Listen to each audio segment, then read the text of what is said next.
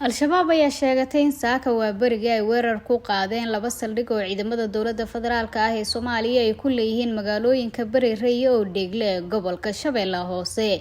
Dadka deegaanka ayaa sheegay in markii salaada subax laga baxay maqleen dhawaaqa qaraxyo culus kadibna ay xigtay rasaas muddo socotay.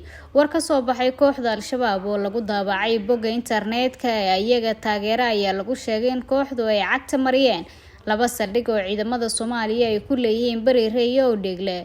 Waxa kale oo ay sheegeen in halkaasi ay ku dileen askar ka tirsan militariga Soomaaliya oo aysan tiradoodu sheegin iyo inay sidoo kale furteen hub fara badan.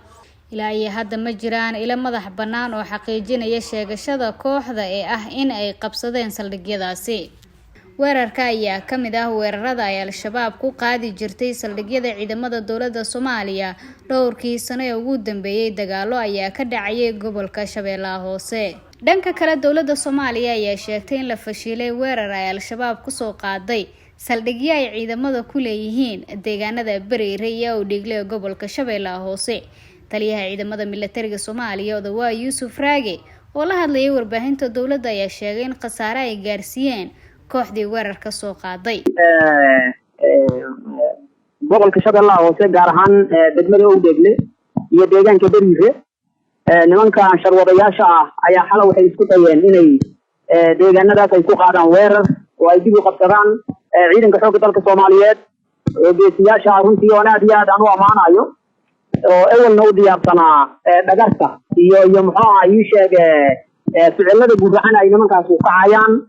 waxay kala kulmeen jabxun waxa yaala meydkooda iyo dhaawacooda inta haraadigooda ahna ilaa hadda ay ciidamadu ku daba jiraan. ilaahay idankiisa waana la wada dhameystiri doonaa, waa lagu daba socdaa. khasaaraha gaar runtii aad iyo aad u badan yahay waana soo bandhigi doonaa haddii ilaahay ogolaado. weli hawsha hadda socota khasaaraha gaarna waa khasaaro runtii aad u xoogan. waxaan soo bandhigi doonaa meediya haddii ilaahay ogolaado. goobaha dagaalku ka dhacay waa deegaanka Bariire iyo degmada Dheegle wey, labadaas deegaan wey. ciidanka xoogga dalka Soomaaliyeed gacanta ku haya, gacan ku hayn maaha. waxaan ku sheegay waxa lagu daba jiraa haraadigooda, lagu daba jiraa goobo ka baxsan deegaanadaas hadda dagaalku ka socdaa, waana lagu daba jiraa.